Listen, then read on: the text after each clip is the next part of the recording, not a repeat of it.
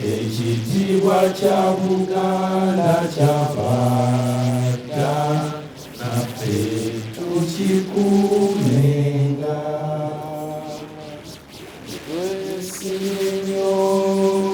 Twesimye nnyo olwa Buganda yaffe. Ekitiibwa kya Buganda kyavaaga naffe tukikuumenga.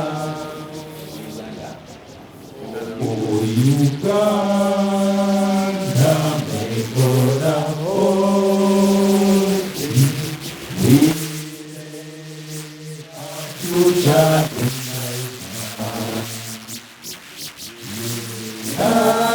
united for liberty, together we always are. The world, Matt and I, we have been together for 10 years, and painting. And I've seen him grind and struggle to the top, and it's like an underdog story. And it was a really emotional day yesterday, and I'm just so grateful to God and grateful to the people of Uganda for embracing us here. And yeah. Thank you so much. I think we should start with our very own Eddy Kenzo because we were delighted that we got this nomination when the artist who was featuring his song is also in the country. And I'm going to be working on the video. Let's talk to Eddy Kenzo first, then we shall have Marty D from America. Neanza okay. Mtu nali eyo namama nti omusanzu okyalibalamu tuwezaayoza nnyo. At least we have witnessed in our generation that impossible is nothing. Today tulanga twasobola okuba nga tutambudde ne tufuna awards nyingi, Nickelodeons, Ability, Grammy nominated. Nze nomination alone is enough. It's America. It's okay. It's big. It's so big. I'm so grateful to ever met Angela and Matt. I'll never forget the moments in studio with your beautiful kids. They're all quite waiting for us to record and the questions. That spirit of family. I'll never forget that meant a lot to me. I'm also surprised that God is gifting us with a nomination. I think we 100% is good. All my country people, they sign for Rachel will come out, she has to go one people, Sicha. Grammy, she always made.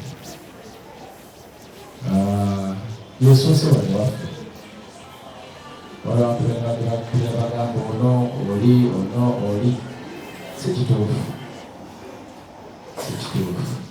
eno Yesu se wali waffe.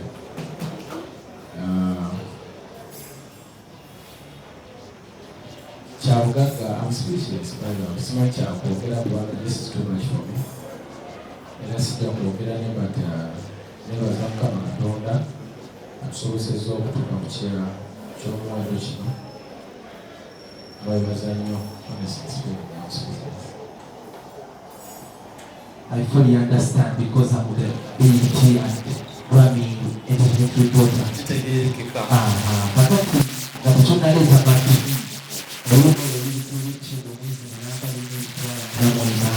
ejja views obudde buno bwemuli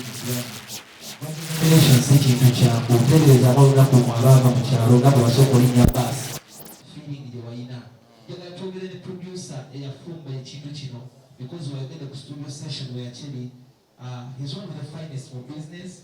I'm telling you, we're working with one of the finest and young talents of Uganda. It's not other than stay from Big Talent Studios.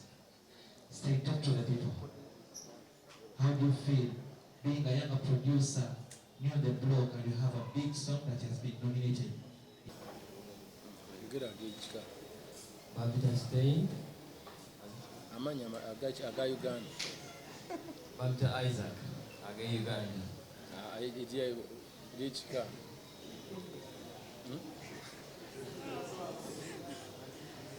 Kalisha. Abantu balina okuma. Nebaza Mukama olw'ekintu kye tutuuseeko. Nali mu studio Eddy nankubiresi yali mu America kuba saalina nga balikodinga oluyimba. Nangamba musindikireyo beats baba baagala kubikodinga oluyimba n'oluyimba olupya. Ne musindikira beats ne tubakola oluyimba ne bakola vidiyo. Kati tutuuse wano tuli njakwebaza Mukama olw'ekyo. Ndowooza ebigambo byamuwedde nako ono si mwogezi. Grammy Award we are talking about. Let me start by saying thank you so much for having me. I'm so happy just to be here. If my voice sounds a little hoarse, it's because I was out with Eddy all night. Eddy took me to all the clubs and all that, and that was really cool. I've never been to Uganda before. I've actually never even been to Africa, so I want to really take the time to go far back and just tell a really, really important story that means a lot to me, and I think that once I get to the end of it, you'll see why.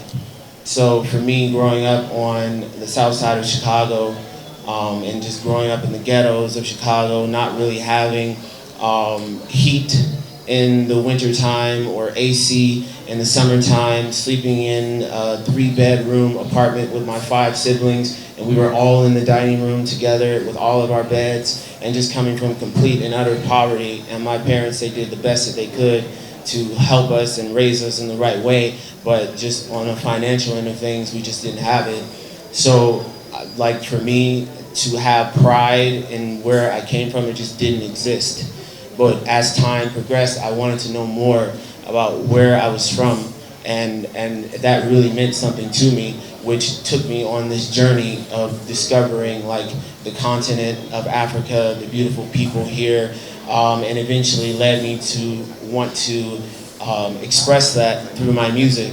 So doing that transition from heavy R&B music to then turning around and doing Afrobeats, it was very important for me to be as respectful as possible to the genre, knowing that that I am not technically born here, although I am from here because my ancestors are from here, right? Yeah. So it led me on that journey, and you know, I wanted to learn more about the culture. I wanted to learn more about the music, which led me to meeting my brother here, Eddy Kenzo. So I met him last year. It was actually last year around this time, and I met him at an event for Grammy consideration. So we talked to one another. We actually ended up being seated right next to one another. We had a great conversation. We instantly hit it off, and you know how that goes when recording artists hit it off. We want to make music right away, right? So Eddy's like, hey, you know, let's go to the studio and let's try and see if we can get something in. So we went to the studio the next day, and he played a beat for me, and he only played one, and it was a beat that Stein made. And initially I was like, maybe I'll use this beat, maybe we should do something else, let me hear something else. But Angela was like, no, I love this instrumental, you guys have to do something to it. So we were waiting outside for a considerable amount of time. The engineer was running a little late. We had our 3 little ones that were inside of the car, ages currently 9, 7, and 5. We make it inside of the recording studio, and it was an instant vibe. We're knocking the record out. It's almost like God was just speaking through us because it just felt right. And I think that it is reflected in the way that the record sounds, because it sounds so fun, it sounds so upbeat, it sounds so genuine, and it goes back to what Eddy was saying, which is that, you know, when you're around genuine people and when you can feel that energy, is bound to come out inside of the record. And to see our little ones sitting in the studio and just really enjoying the music that was being created around them, it was a very, very, very powerful thing. And now to be here a year later, sitting here in Uganda, Grammy nominated, I mean, you couldn't ask for anything more. Thank you so much, Matthew. Solo artist. Yeah. We are happy to see you. Congratulations upon being nominated. I must say we all aim to win that Grammy award. Okay, there you go. First of all, I want to the members of the press to thank you so much for. They have the academy. But Fengaba na Uganda, we can always go there, comment, thank them for the nomination, and to take away Mbele Balagan, we are grateful. Yes, that's the least we can. Otherwise, Grammy is not the whole academy. Yeah. So Chegeza, Oline Bani, Bamazin, so Bani Tuli, Nabu category Tuli. Category Tuli Nebana Boy, this is a global category. It's a global category. So in Africa, Uvuganya Banapwa. Yeah. Omwami Yomusango Tia. Omwami Namusanga Los Angeles. Again, Los Angeles. Nalini shows American Boston, Dallas, Singa is a fair. But Uganda and Mexico. So I show Katisha in Nyamba. Ye Grammy, so nalinga ne gomba nyo Grammys. Ne mfuna muntu wange ne musaba atwale ko kapate. Akakura consideration party. Bano tebali part of it, but bali bazze okwera okwera. So never sang and by introducing so many musicians. I got in touch with a lot of artists by the way, and I've recorded some music with them. And I hear God is great. Me and Matt, what we did is stand up. So to Matt, we became friends, and then we decided to hit a studio and record something. Okay, Matt is Matt Katononyo before we conclude the Kenzo. Matt, how are you? This is Uganda. You say you are Africa. That's a live show. This is a live. So first of all, so greet our members watching us on BBS TV. How's everyone doing? I'm so excited to be here. This is my first time in Uganda and also my first time on the continent of Africa. Which side of Africa are you? Now I don't know yet because I haven't done my ancestry. Uganda, because God has blessed you. With the Uganda. You're Uganda. I thought you were asking my. You're Uganda. So the Uganda name wamade kulinya Uganda obatu mubatize. Akatona ina kuba Mukasa. Mukasa. We have named Mukasa. The name Luganda name we have given you is Mukasa. What does that mean? Mukasa. Mukasa. Mukasa is a god. Is it positive? Yeah, it's good. It's powerful. It's powerful. It's a blessing. You understand? Yeah, it's powerful. So, how are you feeling about this nomination?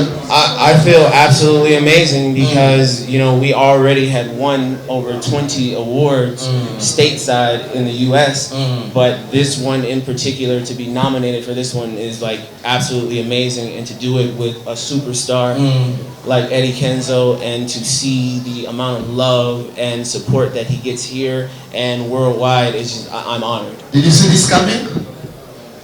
No. Okay, thank you. So Eddy Kenzo Natumaliliza,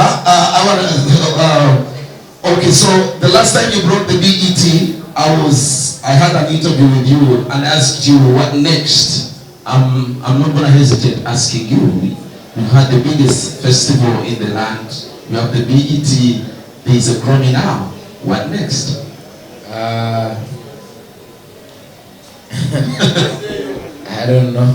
No, you must say you at a tender age. Yeah, God is good, and I think I just need to concentrate on. I'm gonna do my best to at least build a talent school so that I can teach the next generation. Yeah. Thank you so much. We shall have some members of press available to so camera. Just one question or two. bampoyo omukisa abainaiko Will Smith atuuze ku kibuuzo tube nga tulembera mu maaso Abalina ebibuuzo babuuze. naye bajja kwebaza bannabitone ab'enjawulo okuviira ddala muffe abava mu showbiz n'abantu ab'enjawulo because Uganda is in Dubai, One Africa Fest. Yeah. So after that, yeah, but we laugh because some people may think it is only Grammy. Tell them how many nominations and how many we have won. Okay, so I'm going to have to think about this because I know there are quite a few that we have been nominated for and have won over the past couple of months. We've won over 20, spanning across all categories in reference to different award shows across the country of the United States, being Lit Talent Awards, the Muse Awards. What else? There also has been Indie Music Channel Awards, and they recently won an award for the HAPA Awards. I think that was maybe a week or so ago, or 2 weeks ago now. And we also have won a bunch of film festivals, the New York International Film Festival and the Honor Rose Film Festival in New York. It's won multiple for the music video as well, which is directed by Billy Flyboy, who is an American-based videographer. So. Olimba, Give Me Love. Billboard for the first time. Okubera ku Billboard Afrobeat chart US. Oluyimba lwetwogerako kinene nnyo ekyo bannange. Oluyimba lwetwogerako lwakawangula awards like how many? Like 5? Awards? Yeah. 20. Over 24. Give Me Love. Over 20 awards for this very song. Even when they were coming, they brought me some awards for the same song. Because when they give out like 3, 4, so we all share. You understand? Mind you, even on the Grammy, the producer will get a Grammy. I will get a Grammy. He will get a Grammy. She's a producer. Executive producer. Executive producer. She will get a Grammy. That's And the the Grammy reporter will get a Grammy. okay. Katono nyo ngatumaliza Eddy Kenzo. Really being speaking with my team, I said I have to be part of this festival. I want to see what this guy can do, you know. And me as a musician, I've performed at the O2 in Amsterdam, and I know what it means, you know. But an artist, you always admire other people are great, you understand? So I'm here today in Uganda just to see Eddy Kenzo, and I want to say congratulations on this great award of yours. And I have one song that I love of you. sing it. Yeah. Look at the camera. Talk to people. Yeah. I have one song that I love of you. You know, something like Dance. You know, that's my favorite song of you. I don't know all of the words, but you know, it's very catchy. And I'm really humble that I'm here. You said tomorrow I'm leaving, but actually I'll be leaving Sunday. Thank you. What do you like about Eddy Kenzo personally? And I'm glad we have the Sierra Leone flag. Yes, I do. So we need to take this moment and recognize the people of Sierra Leone. Yeah. Oh, we love this How do you know that? Wow, that's awesome. Oh, I like this solo. Yeah, man. God bless Sierra Leone. Thank you so much. For some international journalists. We have, if we are recognizing people, we have another brother of ours, Chesbell, producer, musician. Do you remember what he did on the festival? Congratulations, Eddy Kenzo. Say something for the, say hi to the people. You know, remember they supported your performance? Yeah, hi guys. Yeah. Amazing to be here in Uganda. So I'm from the United States of America. Congratulations.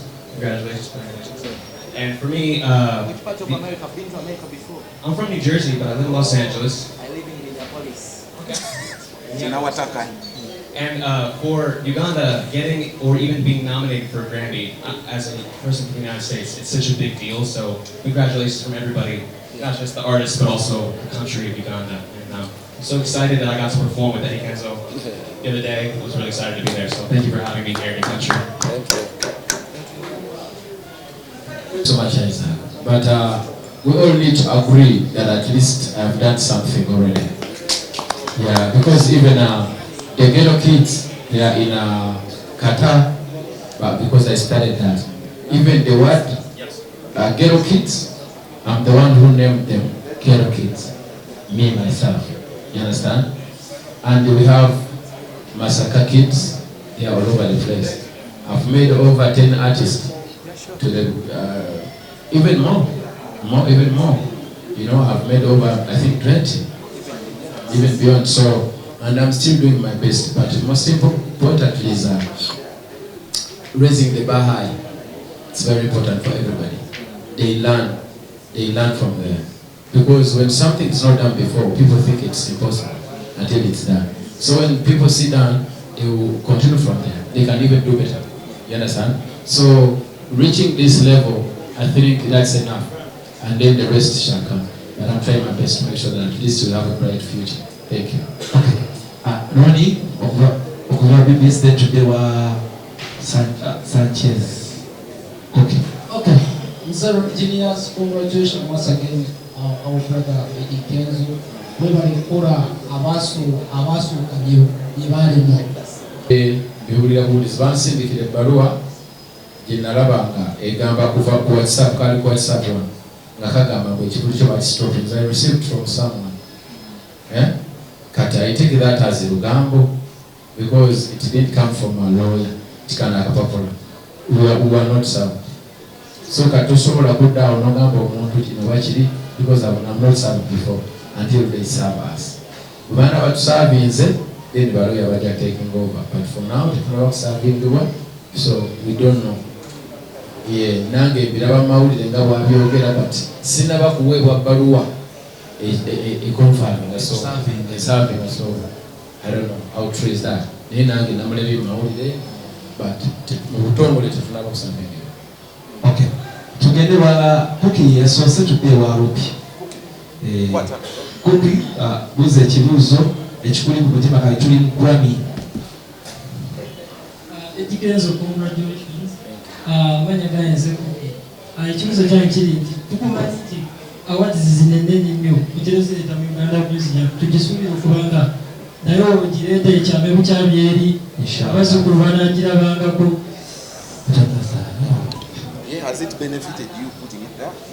Yeah, me, I need to receive any money from tourism or whatever for that, but I'm grateful that our kids and our people, whenever they go to the museum, they take pictures and they get inspired. Yeah, so if we win the Grammy, we'll start from there, but for now, let's pray. Yeah, we just need to pray. Yeah. First of all, you can Eddy Kenzo goodwill ambassador wa Uganda. Goodwill ambassador tasasulwa abula bulu bamala bakebe bamanya nti ne bakawalya gye bali. Tugende wa Rupi. Tebali kikuddeo mwayina okuddamu ne mukwatagana. Kituufu kyekyo wafuna sente wafuna. President Rupi. Uganda nzisaafu nakuwadde ekikulu. Gavumenti tepangako ku ssente era webeera nga waliyo omuntu yampa ssente nga gyali aleetoka. Saafu nakuwadde ekikulu. Sifunangako naye yafuna ssente. Ekiseera bamukompasetinga. Ate bwe bamukompasetinga nali musuubira okunsasula kuba namukubira nako. Nemuga muganda wange bakuwadde ssente nange mpa balansi wange. N'aŋŋamba tottangamu n'okunkubira. Najjako. Okay. Tugende tusoke ewavayola okuva mu live wire Spark TV.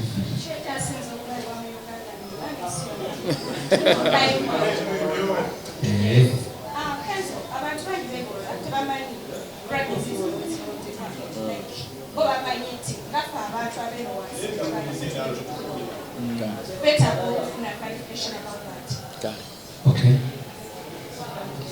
Nze ndowooza bannayuganda balina kunsabira busabizi na kwebaza Grammy ugende ku social media bazaako magambo or something but fe abantu tetulina maanyi galonda.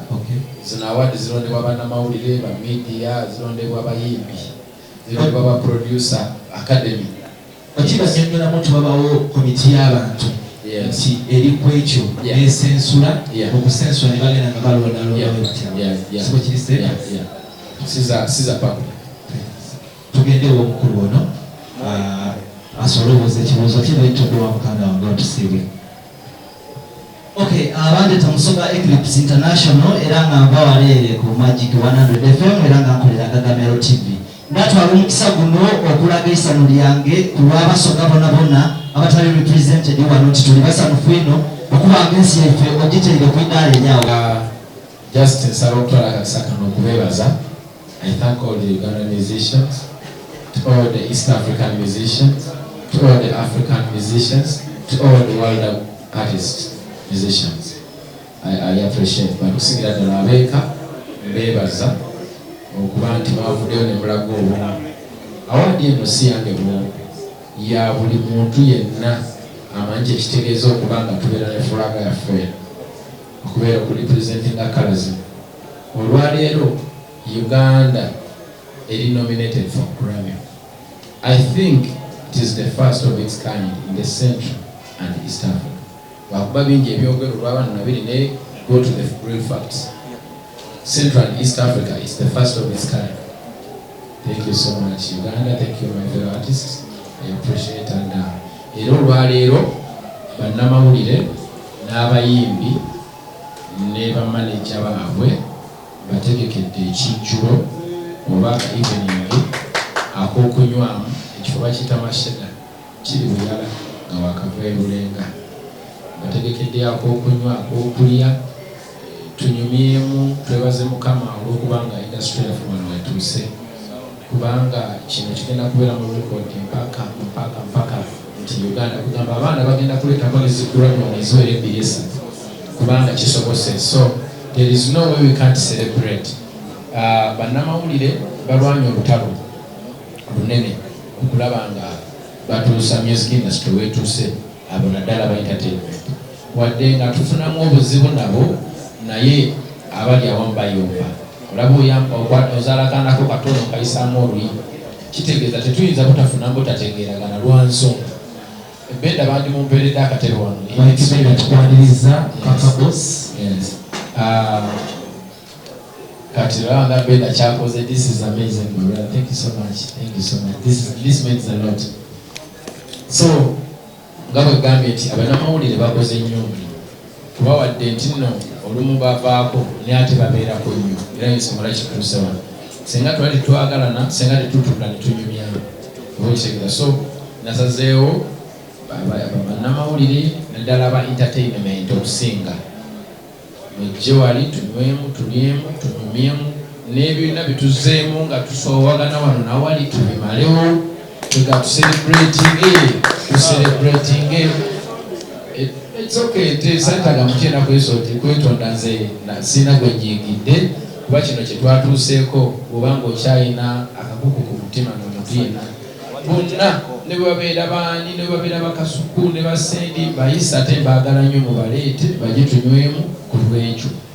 Abayimbi bange gabenda bwazze mbadde benda ngambye abantu wano nti nategeseeyo kakokuteri oba kakijjulo mwetutuule abayimbi bannamawulire tusanyukireko kama oba kino kyetutuuseeko kubanga kino si kyange ng'omuntu kubanga bwetunuulira kategori za global basindika ennyimba ng'emitwalo 3 mu nnyimba emitwalo 3 consideration yabeera mu nnyimba okuva ku 3 paka 280 consideration. And when you get considered you celebrate. Consideration alone is enough, but guess what, we are in top 5 now. We are actually on the award. And umanyi ebintu ebikwatagana na academy, anyone can win. The moment you are nominated, you can win. So we really need to celebrate this together. The China no muntu ate gundi yanyombesa gundi biweddewo sina buzibu na muntu katugambe ambone game kati nzalibwa buto sirina tabu badde nsaba Kimpulia sinaba kitegeera naye era challenge neyo kuba this is my first nomination again at the global music award. Award is amaanyi nnyo and it's my first nomination and I give God the praise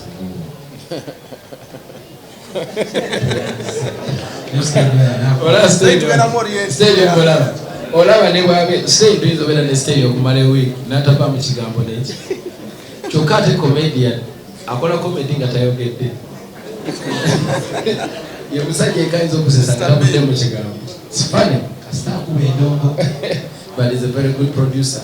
And because I remember when I was working with Stay in a film of 2017, we had the most nominations in Afrima. I was nominated around 8 times. Yeah, I was the most nominated in Afrima that year. And Hussein won Afrima. He has it in his studio. The first of its kind in East Africa producer to win Afrima. So, kino kyakubiri kino kinene kya Grammy naye nakiri kyali kinene nnyo. Bamulanga n'akaaga amala emiranga n'evulungula mu ttaka ne mugasirikawo be. So, kino bize bibaawo ne Mukama akola ebyamagero. So, you deserve it, brother. You deserve it, yeah. Twanirize Paka Boss katono nnyo Eddy Kenzo nsonga ya festival. Luba yajja ng'ayagala kugula show. Kino nkyogera mu linnya lya Mukama Katonda. Nze wange nyinayo kamera ate ne footage mpa naye soogera byansimattu. Otegeera ne mugamba nedda nze njagala kukola festival. Otegeera n'abanga atakitegedde nenkimunyola n'akibayinga. Otegeera ne tukitandika. Twakola agreement. Nze yaŋŋamba nti ekivulo ekyo kinene kintu tetugenda okukola kinene. Lwaki tolise nekikola bukozi mbanga nkutandikidde. Namugamba ojja kumpayo ku ssente nsobole okuba nga nzizaamu badansa rehearsals biki. Ne tuteesa $1,400,000. Nampaako $1,400,000. Bwe yampaako $1,400,000 eyo show bagisazaamu ng'ebulayo wiiki. Ndowooza ennaku 10. Nga akasente nakazaanamu ddala. 7 days. Nga nazizaamu na double rehearsal na biki. Agreement yali alina okunfaako 50%, teyampa 50%. You breach contract number 1 already. Ati awo ne tuvaawo show yasazibwamu gavumenti President Museveni COVID biki measures sinze awo basi kyabanjibwa kuba siyinza kukonebwa motoka wali nemmenya amagulu ng'obadde wanguze ku show n'ojja n'osiba n'ofunye akabenje tekisoboka. That was an accident. It is beyond my understanding. Sikiwanti okumusango gwange ekyo kimu. Ekyokubiri, he was compensated by the grace of God, by the government, era ne mode of payment weeri onfuna bulungi bamuwa ssente n'azireceiving onfuna bulungi. Ekyokubiri, mu agreement mulimu nti singa wabaawo obuzibu bwonna obutagenda mu maaso nga temunagenda mu kooti musooka kutuula. Yawayiriza n'agamba yajja eŋŋaana alimba. Nzigambye buli kyenjogera nze nyina kamera zijjudde ofiisi yange mweziri yali atudde mu ofiisi yange ekigedde footage mulina. So is not a director ku Kivulu Festival. Ate atya yagula ekivulu contract weeri egamba Eddy Kenzo Festival 2020. Temulimu alete contract ogisome bamba mu kooti yonna egamba nti I own the rights of Eddy Kenzo Festival. Contract hiyo yali ekoma mu May 24th I think. May 24th 2020. Contract hiyo yali ekoma na buli tukola bipya. Bannamawulire mulina clips za Jonga ayogera. Yakyeyogeredde lunwe. Nti eno control eno decision gye bakoze si ye yange. Yakyogedde mu kamera. Yange yali festival wano bakoze concert eno si ye yange. Yakyogedde what are you kyekira yakyogedde kiri ku record. Yagambye eno si ye yange. Eyo statement yagikoze kati simanyi oba anagidefending atya. Kyenyagadde otutangaze katulina kuba tuli mu nsonga eyo waliwoko obuvuuvu muba ffenna abali wano twali twagala festival ebeewo ensonga lwaki tetwabiwanya attention. What really happened on Friday okuba nti bagezaako yimira concert festival nti Luba yasindika basabotage concert but you used powers n'amanyiwo capacity yo okola nti you overcome that and it didn't go anywhere. It wasn't exploded. Nze sawa yali nosaba okwebaza bannamawulire. Luba yali ayagala kisabotaginga show ng'ayitira bannamawulire. Bannamawulire ne bagaana nga buli gwakigamba mugamba ndeka sigenda kulabika bubi eri bannayuganda ne basirika.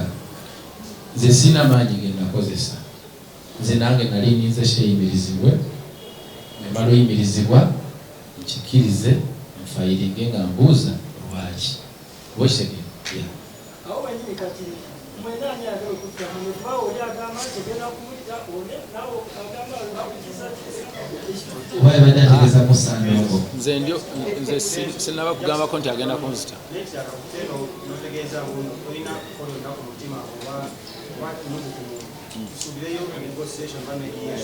nze ondaba wano ninze kusaavingibwa nkonfaminga omusango sinasaavingibwa bya lugambo ndaba ayogera lukyali babuwu okitegeera singa nasaavingibwa awo tujja kutandikira but for now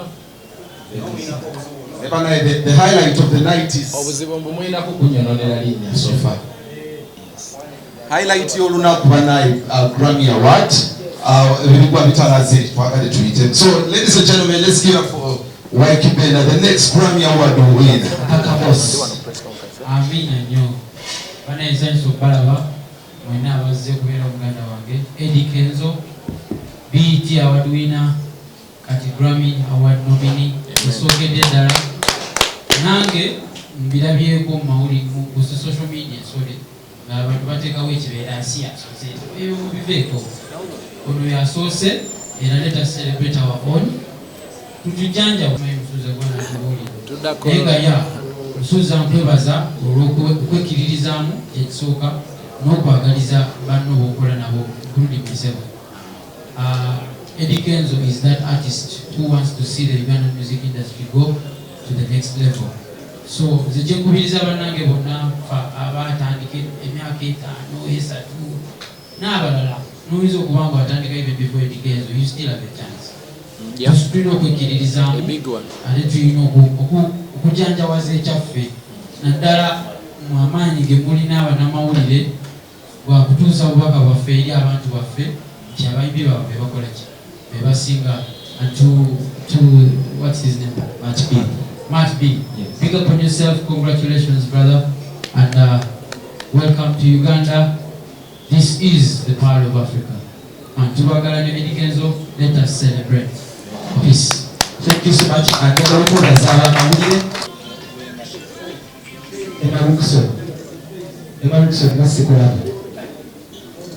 Emma.